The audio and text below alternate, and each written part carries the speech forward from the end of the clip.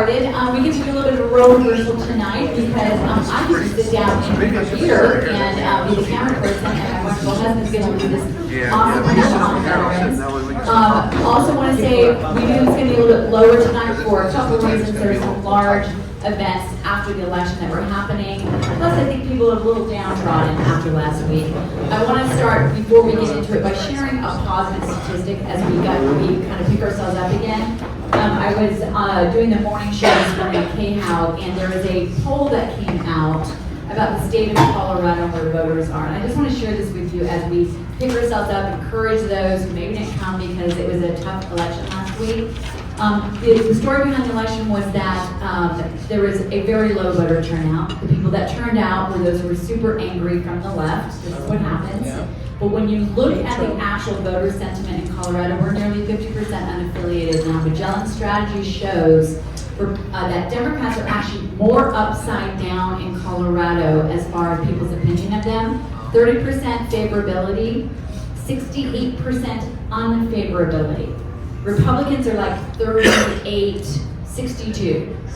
We can do this, we just have to begin to communicate to our neighbors because things are going to get a little worse before they get better. But I want to share that with you. Do not lose heart. Thank you to those who do serve, like Anthony here, who fight that battle down there. But I want to get to it. We've got a great program. I'm going to take the privilege with Veterans Day. Many of you may know that my dad served as a lieutenant colonel in the Air Force. He's buried at Fort Logan Cemetery. Yesterday is always a big day to remember our veterans, and tonight is also. And I just want to share the plaque that he always had behind his desk that I remember growing up when he put on the uniform and would go to work at Lowry. And he was also in Vietnam. It's the John Stuart Mill quote. I'm not going to quote it exactly, but it basically says that war is a miserable thing. But it says the only thing more miserable is someone who does not believe there's something worth fighting for. We know there's something worth fighting for. We're grateful to our veterans and our active duty military who are doing that and the families. So I just want to kick us off that way. By the way, let's thank the group at Rock Bottom Brew. Be sure to order. Let's give them a round of applause, by the way.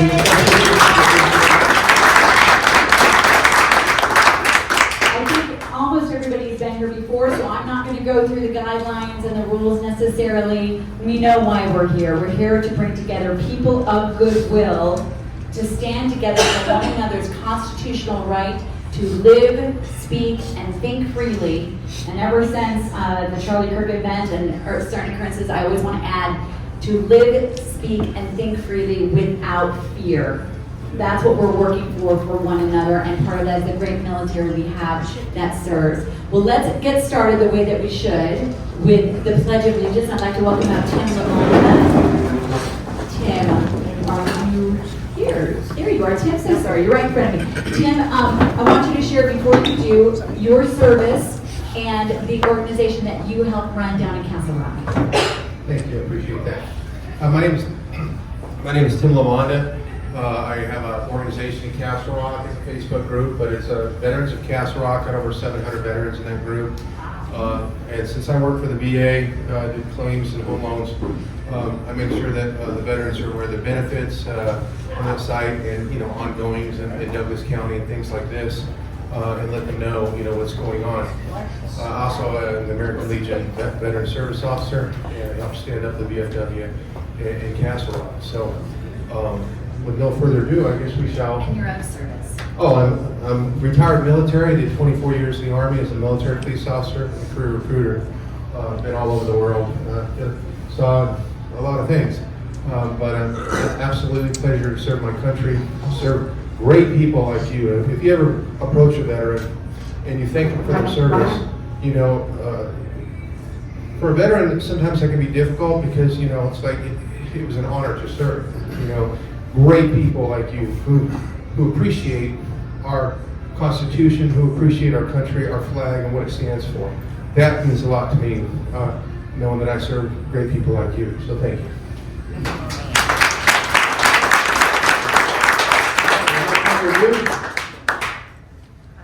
I pledge allegiance to the flag of the United States of America and to the republic for which it stands, one nation, under God, indivisible, with liberty and justice for all. And before you sit down, let's have everyone sit except for the veterans. So I want to recognize everyone who has served. So I'm going to take a seat. And let's thank our veterans in the room. Thank you so much for being here.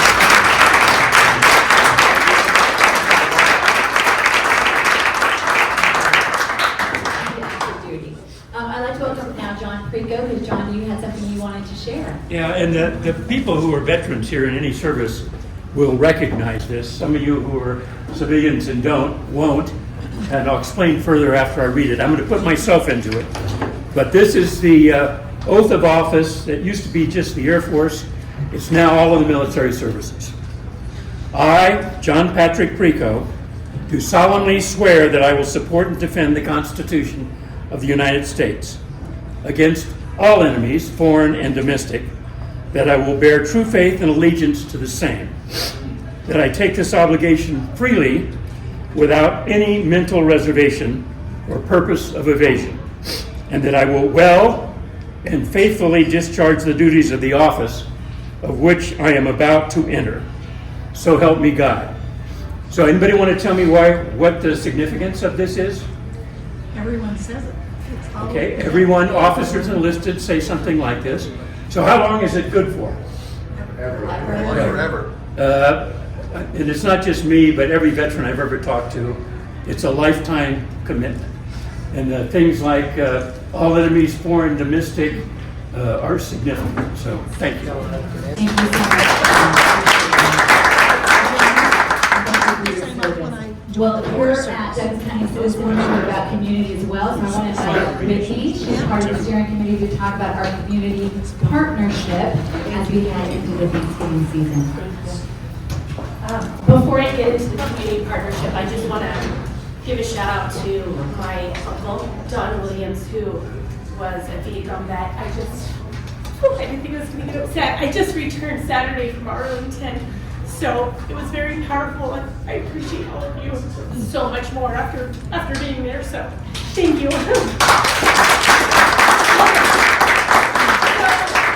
Not every month, but we do community partnerships to reach out in Douglas County to give back. And this month we are partnering with Parker Task Force to ensure that families in our area can share the warmth and comfort of a Thanksgiving meal. So for years, the Parker Task Force has been a cornerstone of compassion in Douglas County, providing food and resources and hope to our neighbors facing hard times. By joining forces, we have the opportunity to not only fill dinner tables, but also to lift spirits and remind one another what community really means: caring, connection, and kindness. So whether you're able to donate food or a monetary donation, every contribution makes a difference.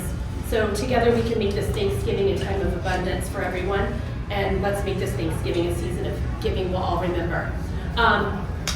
We were taking donations tonight. If you did not bring anything, we have a basket for monetary donations, and then we can also do a Venmo, or you can just go to the Parker Task Force website and donate something, and we would be grateful for your donation. So thank you.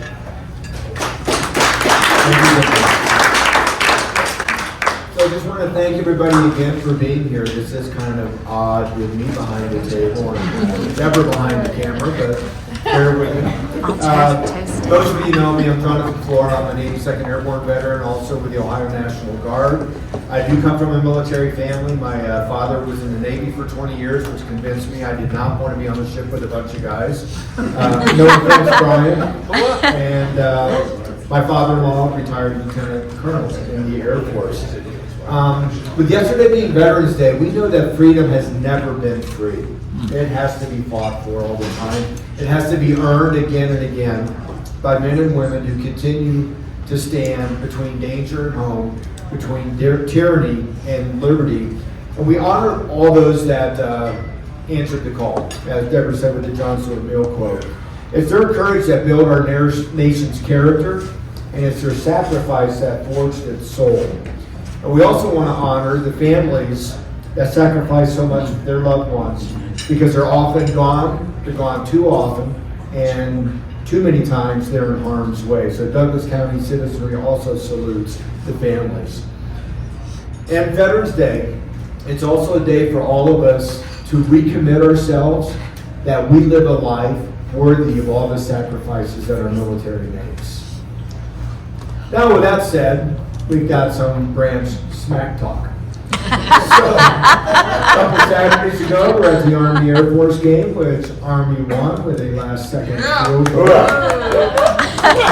And we're standing in line, and of course, there's a lot of blue around, and I'm talking to an Army guy, and he's got an Air Force guy with him. We started talking, he says, imagine this. You got a soldier in a foxhole, and the soldier says, this sucks.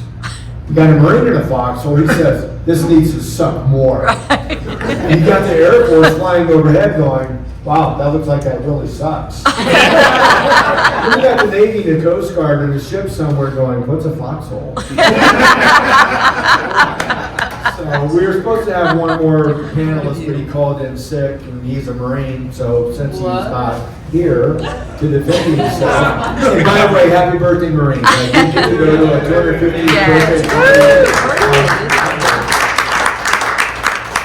And seriously, the Marines are special people. They don't understand the meaning of the word fear. But they're Marines. They don't understand the meaning of a lot of words. Okay, so we'll move on because I'm sure there's plenty of Army stuff that we can do. We've got a great panel, and I can't wait for you all to hear from them. So we're going to start with Major General Joe Arbuckle, and I'm going to give you some of their backgrounds because their merit is worth noting and paying attention to. He was born in Lincoln, Illinois, moved with his parents to Littleton, Colorado in 1959. He entered the Army in 1969, spent most of his time in his career in the missile field. During his later years, he focused on national level strategy and top level logistics. He commanded units in the States and 3 times overseas at every rank from lieutenant to major general. And for you guys that don't know, that's 2 stars, right? He has a BA from Western State College and a master's from the University of Southern California. Sorry about that. And a distinguished graduate of the Command and General Staff College and, of course, the Army War College.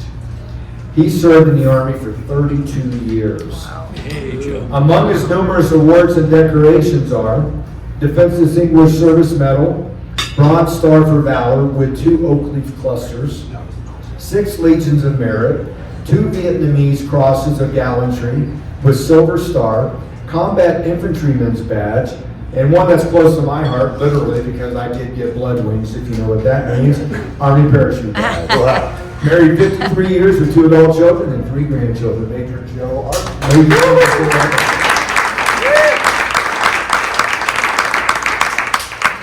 Proud to be sitting next to you.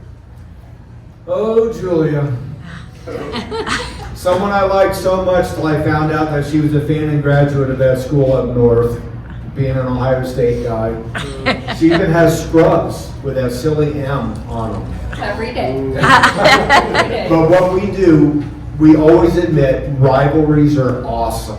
You have to have a school that it means everything to beat, and the worst thing to get beaten by, which Ohio State is on a 4-game losing streak. Because if not, that school would just be another school on the calendar. You can say it, it's okay. Well, we don't say the M word in our house. We say team up north or Itchigan. And here's a fun small world story. So, excuse the shameless plug. Deborah and I did a documentary on Gary Sinise called The Lieutenant Dan Band for the Common Good.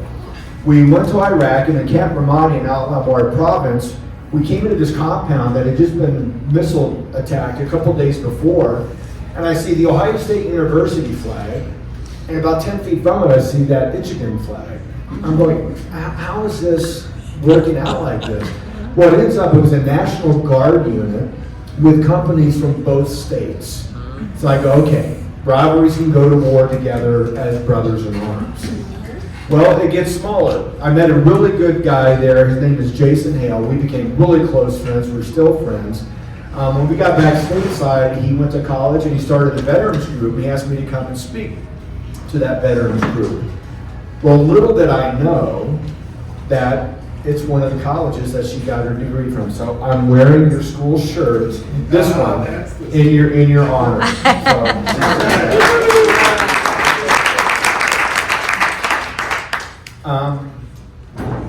This doctor has had a remarkable career in both the civilian world and in the military. She's been the Colorado Army State Surgeon for the National Guard, for the past 10 years. While on active duty for 12 years, she trained at Walter Reed Army Medical Center. She has been a member of the Facial Trauma Panel of TESS, which is Trauma Emergency Specialty Surgery, for 13 years at Advent Hospitals.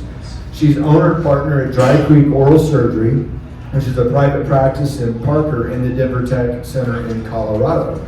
She received her doctorate degree from the University of that school up north. But I have to say, they are the #1 dental school in the United States and internationally. So kudos are deserved. She has served for over 28 years in the U.S. Army, and she is married to District 44 State Representative Anthony Hartsock, who also is an Army veteran.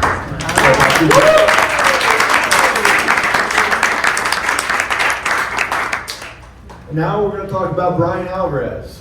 He was born in Monterey, California, grew up in Rockville, Maryland, graduated from William & Mary, commissioned as an ensign in the Navy in 2001. He attended medical school at the Uniformed Services University of the Health Sciences in Bethesda, Maryland. Bryan served 2 tours in Iraq, but he wasn't done. Upon returning home, he completed his medical residency at CU Anschutz Medical Campus in preventive medicine. He served with the 2nd Marine Expeditionary Brigade, 2nd Marine Expeditionary Force, North American Aerospace Defense Command, which we all know as NORAD. In 2019, he transitioned to the Navy Reserves and joined an occupational medicine group. He's a clinical professor at CU Anschutz and does medical legal work. As you can see, he's a real slacker. It's quite a journey, and it's still ongoing. And thank you for both of you that are still serving wearing our uniform. We appreciate it. Can I have a big hand for the panel, please?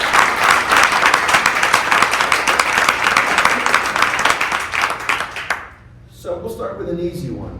As we all know, yesterday was Veterans Day, and our 30th President, Calvin Coolidge, said, "A nation that forgets its defenders will itself be forgotten."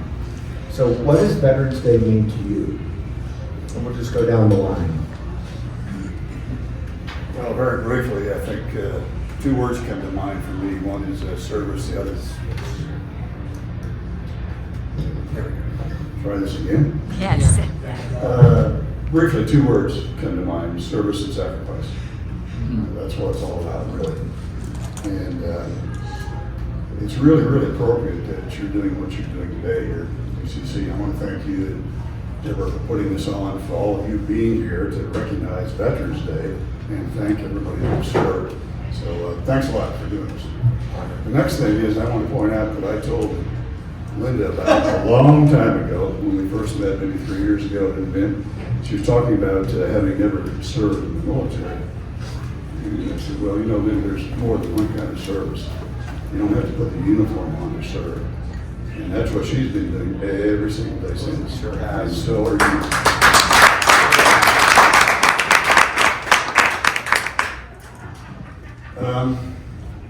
The other point I want to bring out is a Reagan quote which says that basically we're one generation away from losing our freedoms. And it takes people to get off the couch because you cannot find freedom sitting on the couch. Yeah. You have to get engaged. All of you know that, but the problem is we have to convince the complacent rest of our society to do the same thing. So one of the things we need to take away from this, I think, on Veterans Day is that service mentality and express that out there to other people. Grab them, pull them off the couch, and get them involved. Thank you.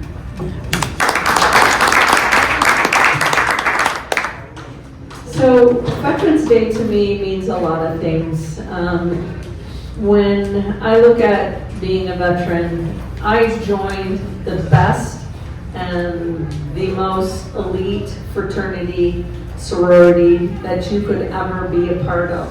And that's whether you're Army, Marine Corps, Navy, Air Force, Space Corps, Coast Guard, it doesn't matter what branch of service you are in. These are people who are willing to lay down their life for you, willing to take a bullet for you, willing to stop a train for you, and it's those people that no matter where you're at, a veteran, no matter what service, is willing to do that and sacrifice for you.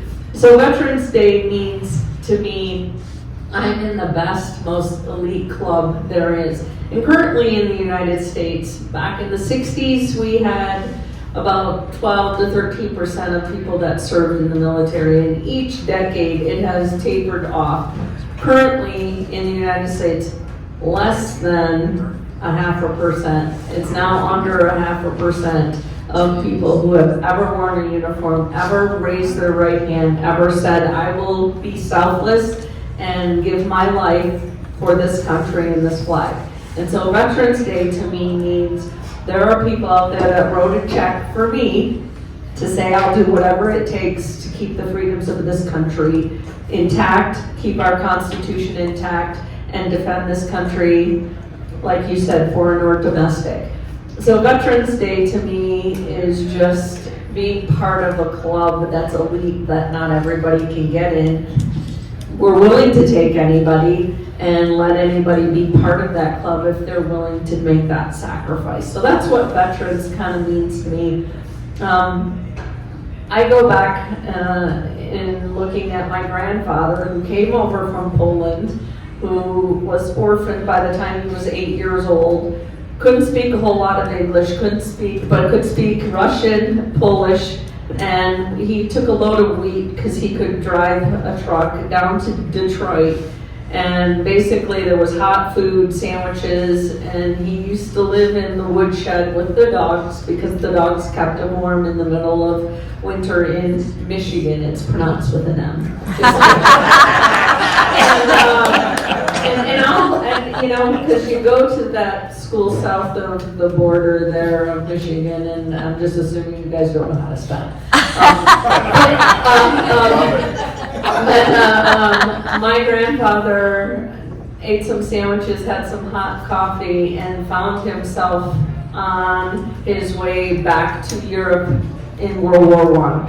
And so my family has a long history of being proud to serve, and tomorrow I fly out to work with that elite club, and I'm going to do the retirement ceremony for my nephew who is a Marine retiring tomorrow. So to me, veterans means the family of everybody that raised their right hand.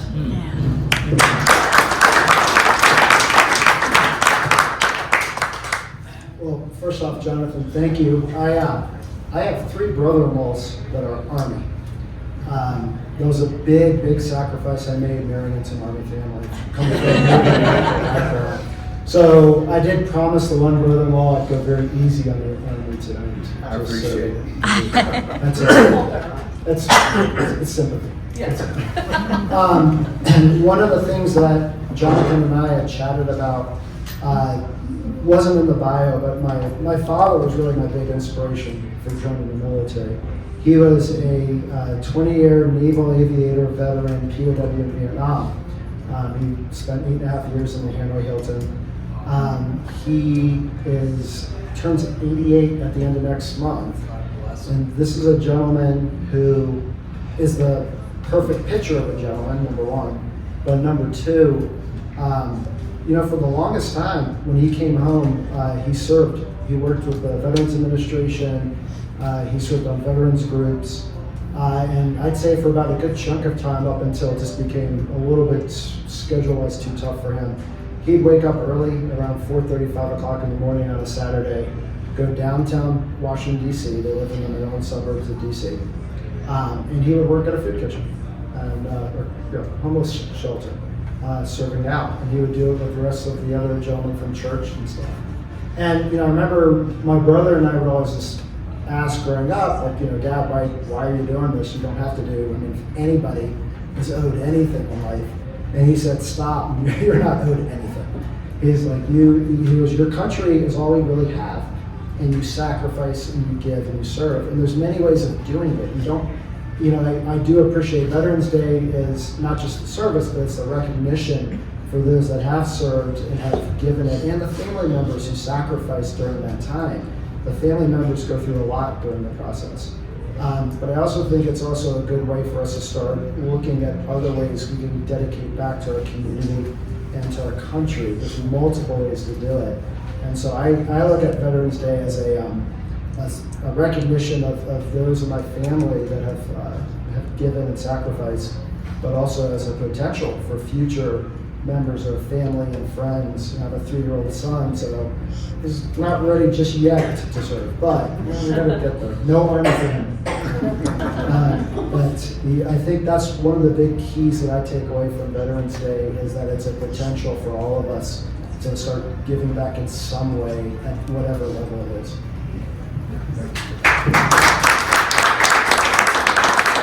And I forgot to mention to you when we were at the bar, don't bring up your dad yet. I'm saving that for a surprise. So we read ahead. And you know, when you talk about the military smack talk, that's the brotherly love. You know, we can scuffle with each other, but you mess with one of us, you're messing with all of us. And I always love that bond. And what I found interesting, Brian, what you just said about your father working at a soup kitchen, you never know who you're standing next to.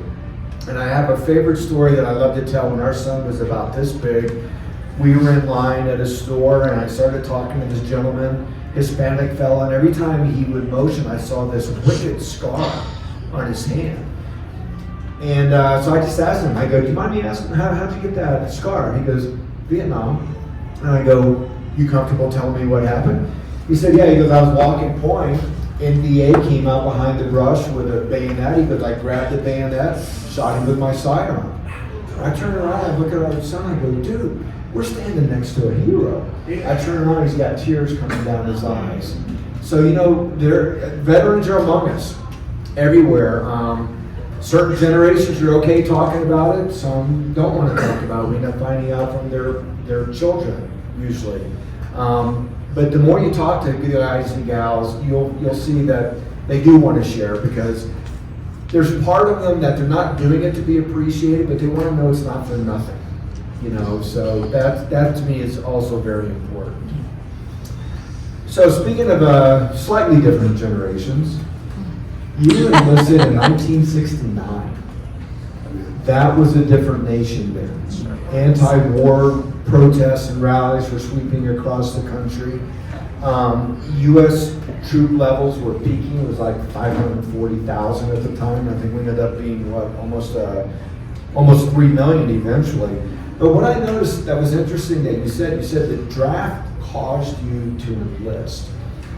And it just reminded me of my father. My father turned 18 in 1950. He knew he was going to get drafted, so he enlisted in the Navy. So he didn't get drafted by the Marines or the Army. Is that a similar story for you? Or tell us your story, how you got involved in the military in 1969, when it wasn't the most popular thing to do. It definitely wasn't. Before I tell it really quickly, Deborah, you're not the only Air Force brat in here. I am. See, I feel honored to share that with you. Yeah, my dad enlisted in the Army Air Corps in 1939. Spent 20 years, retired as a senior master sergeant. And we came to Colorado at that point. That's why I claimed Colorado's home. In 1959, I went to junior high and high school at Littleton, and then on to college at Western, as you said. Graduated in 68, and of course, as you pointed out, that was the peak of Vietnam and the draft. And I didn't plan to come to the Army. That wasn't on my radar, but I had an exemption, like many others, when we were in college because of that. So I checked the draft board, and they said, well, your number's coming up, so you don't want to get drafted, you better shop around and get the best deal. So I did, and I didn't want to come in right then, so the Army offered me a 4-month deferment if I would enlist.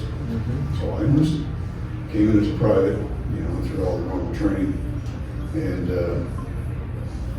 eventually went to OCS and got commissioned, and wound up shortly thereafter in Vietnam as an infantry lieutenant and in the bush during 1972, which was the biggest enemy offensive of the war. Many people think it's Step 68.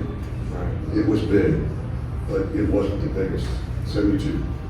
And there weren't many of us left in the field at the time. I was invited in bed into the South Vietnamese Army. There was one or two other Americans with me. I was a lieutenant, and they were typically a major or lieutenant colonel. And we were out there in the bush by ourselves with a radio and weapons and gear. And, you're on your own to do your fight. I hadn't been to the Air Force, frankly. A lot of us wouldn't have made it because we fought because we're the only ground forces left in combat in 72 to fight the enemy day and work in the Army. The only thing we had was air power, and we had a lot of it.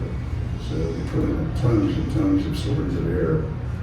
The enemy came across the border. Their intent was to take control of the country because at that time the U.S. forces had been gradually withdrawn to the state. And there weren't many of us out there. The enemy was 120,000 strong, North Vietnamese regulars, plus Viet Cong. So it was a touch and go time. So that's how I wound up in the Army.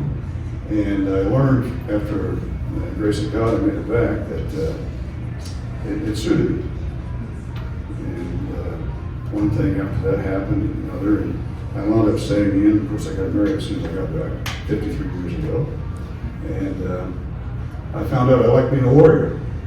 And so I stayed, and most of all, I liked being with soldiers. So that's my story.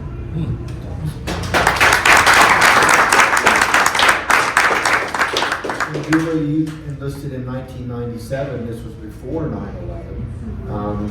So why did you enlist? And was it tradition or patriotism or opportunity? And why the Army? It didn't start out that way. I was starting graduate school at University of Michigan, and since it was the #1 dental school, and you have to go through dental school in order to do facial trauma, and that's what I did in the Army, was put faces back together. And so you have to go through dental school in order to rebuild the face.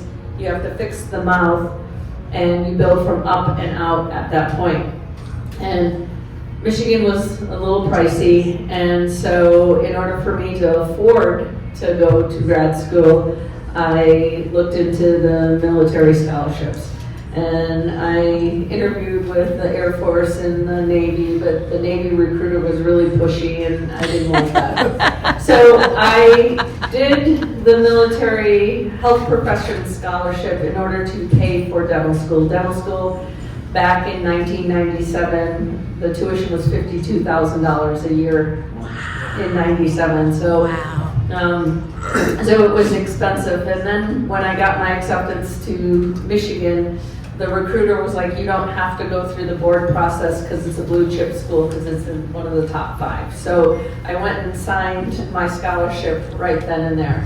My thought was I was going to do 4 years, pay back, get out, go back to Bad Axe, Michigan, and, be the best little, chairside ranger, dental person I could be. But when I was stationed at Fort Meade, this one man walked into the dental clinic, and and all the gym joints that you could come into. This guy came in all sassy with his Intel uniform, and I begrudgingly met my husband that way. And so then I got I'm not moving back to Bad Axe, Michigan. And so then I decided, okay, I'm going to stay in. I decided to stay in when I went to Walter Reed for the summer, and I saw what they were doing with facial trauma and putting faces back together. I knew I wanted to do that. And my husband then became one of my best cheerleaders and best supporters, and then I realized how much I loved the patriotism, how much I loved serving soldiers, because, and I said this last night, but when you would pull people off of the helicopters on the helo pads at 10 o'clock at night and start working on them with 1 or 2 or 3 of their extremities missing, half of their faces missing, and you work on these guys, and the one guy, and I will never ever forget his name, and he's one of the most amazing people I've ever met. I would clean his wounds and clean his face at 4 o'clock in the morning, and the one morning after about 45 days of doing that, because I would go in there and I'd talk to him, and they would never, most of the time, answer back in the ICU, and finally he said something to me that morning, and he said, "Good morning, doctor." And I was like, oh my gosh. And this man later on came back and said to me, and when I would go weeks afterwards cleaning his wounds, and he's like, "Doc, every day you open your eyes is a good day in this country." And he was bilaterally blind, and he could say that every day. So those are the things that changed me, and I've stayed in 28 years because I love serving soldiers. I love giving back. They did pay for my school, and I ended up staying longer than I kind of thought I ever would.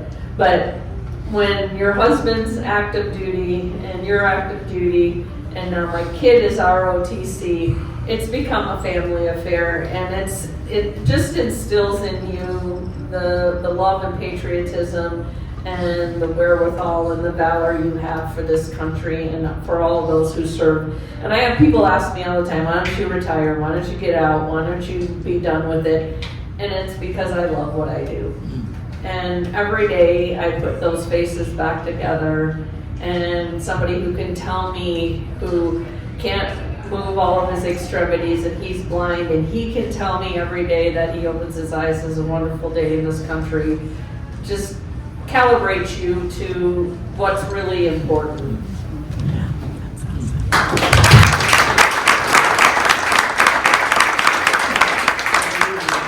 Thank you for not retiring yet, because there are going to be more guys blessed with your care, so we really appreciate that.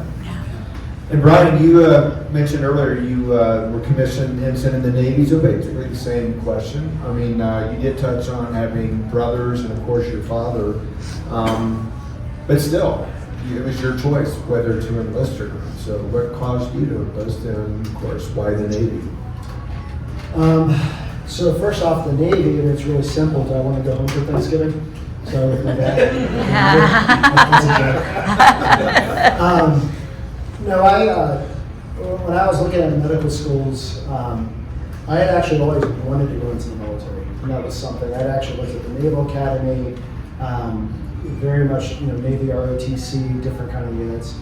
I chose Uniformed Services University, which is a military-run medical school back east, and it's tri-service, it's Army, Navy, Air Force.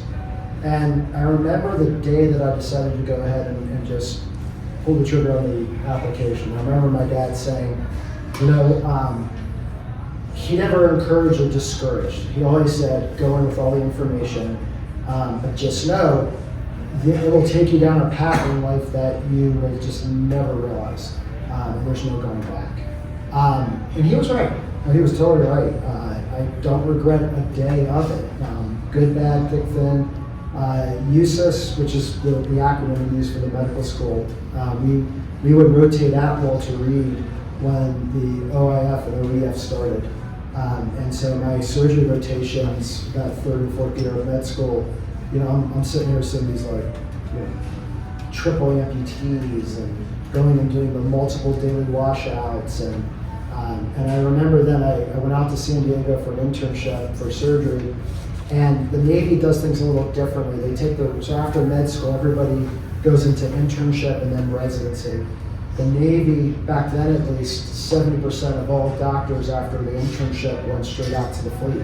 And so Navy takes care of Marines.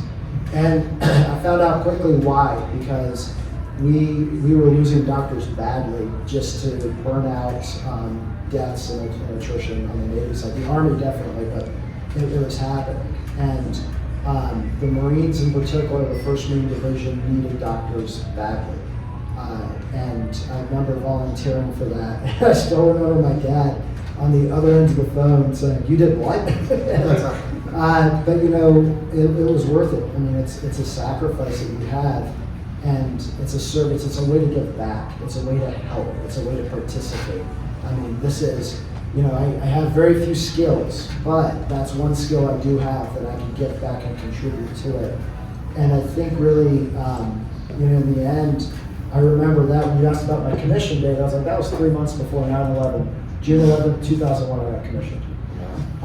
And I just finished up the officer school in Newport, Rhode Island. And I remember it was the second week of medical school that the towers got hit. And it's just kind of funny when you look back and to see how things just change quickly. But the next generation, I mean, I'm humble, and the next generation is going to have the same challenges. And, you know, God willing, it won't be as bad. But I think I look at past generations have had it worse. And I think the takeaway is understanding where your values are, understanding where your support is, understanding where your bearing is, and your moral compass. And keep that in mind, and that will carry you forth to the next step.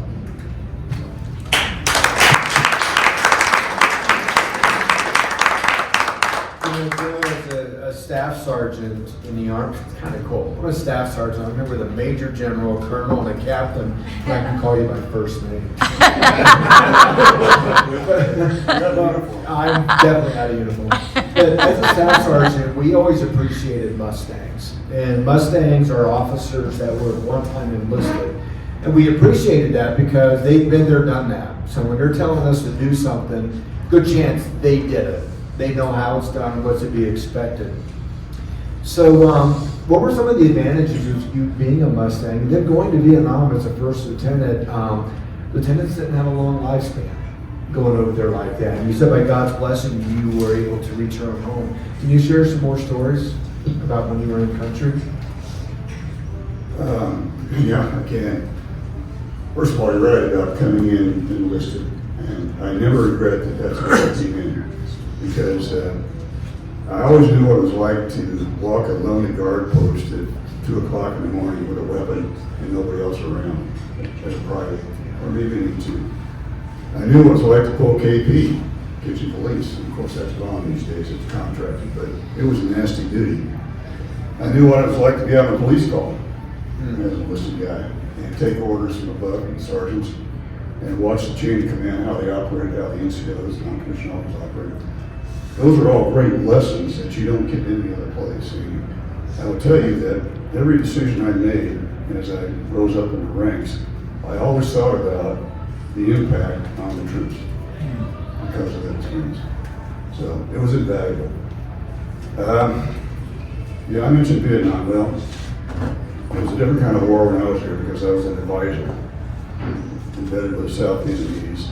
The other kind of war is the one you think about, and that is lieutenants out there with a platoon in a traditional Army company fighting with Army troops with them. That wasn't my war. My war was, as I said, primarily with 1 or 2 other Americans out there by ourselves with other South Vietnamese troops that did not speak our language. And frankly, we could never be at ease because we never knew who was inside their ranks in terms of the enemy infiltration. And so we didn't sleep well. We slept with them, ate with them, we fought with them. Got dysentery 3 times because the water was a problem. Our lifeline, you might think it was a weapon, our lifeline was a radio. Because that meant evacuation if we got hit. We didn't want to get medical support from South Vietnamese Army. It also meant, more importantly, air support. Because that's what kept us alive. That's how we fought the battle with Air Force, Navy, and Marine Air. And I put in personally probably 200 swords of air on the enemy. And they kept us alive. The helicopters were our resupply line. They come in and maybe once a week or so drop off some mail, drop some ammunition, batteries for our radio, which were critical, and other key things like that. So we're out there basically on our own, fighting our own battles. And there's a famous book about it called about the advisors of war out there, Once a Warrior King. That's really what we were. We were warrior kings on time.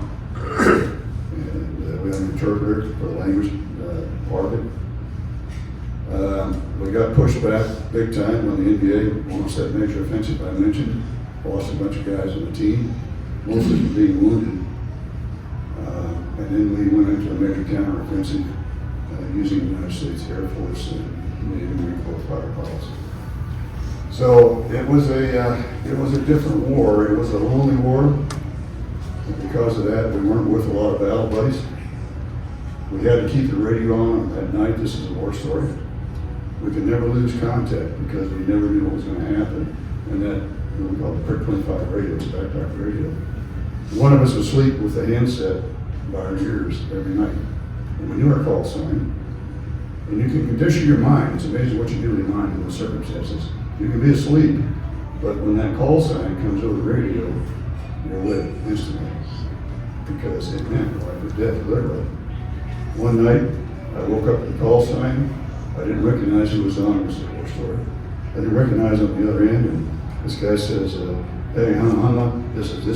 I said, well, who are you?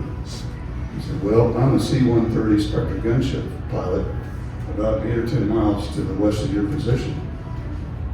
I said, okay. I said, I see 3 tanks headed your way. Are they yours? I said, no. We don't have any U.S. tanks out there.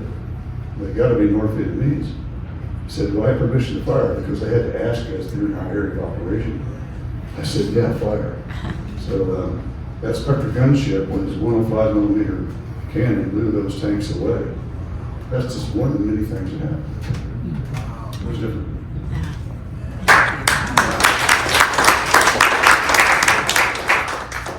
I'm just going to jump to Bryan real quick. You did 2 tours in Iraq, one with the 7th Marine Regiment. Gary and I had an opportunity to visit them when we were out there. And one thing about Gary is he didn't want to go to places where anybody could go.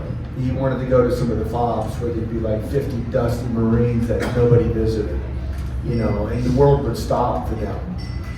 But when you were with them, what were some of the things that you witnessed that you're comfortable sharing, and what left a real mark on you about the guys that you served with?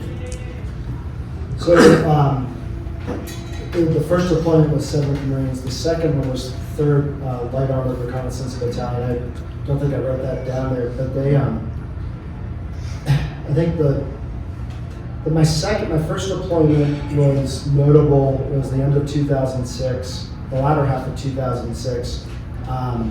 And I'll never forget Ramadan of that year, the casualties. I'll never forget the 7th Marine Regiment. They had us put for temporarily, we were tandem to a Navy surgical unit. So all the heavy casualties would come in and we would see it. And God, I'll never forget how late that, it's like you go without sleep. I never realized how much you can go without sleep. And we took in civilian casualties as well as American military casualties. I'll never forget the 9, 10-year-old kids that were blown up in the suicide bombings. I'll never forget, tangent story. One of the days on that deployment, a Marine CH-53 went down outside by the Syrian border. And there was about 20 submarines in the back. One unfortunately died. But it was a mass cache, and so we're processing them all. And I'm doing my medical evaluation of one, and one of the surgeons with the surgery unit that I knew from my internship in San Diego said, "Bryan, what are you doing right now?" I go, "I'm doing this exam." He goes, "Drop it. I have a guy with a busted spleen. We need to get it out now." And so I go in the back, and long story short, we open him up, we take out the spleen, we patch him up, we get him sealed up. He gets on the helicopter to Balad, and then from Balad to Germany, and then you fast forward, that was December of 2006, so now fast forward to August of 2007, and I'm with 3rd LAR, and the battalion that the Marines came from that crashed, they were with, I want to say 27 or 37 out of 29 Palms, and so was 3rd LAR. And so I do remember we were cross-covering for the battalion dock while they were on their liberty, but one of my corpsmen, so for those that don't know, Navy corpsmen are Army medics.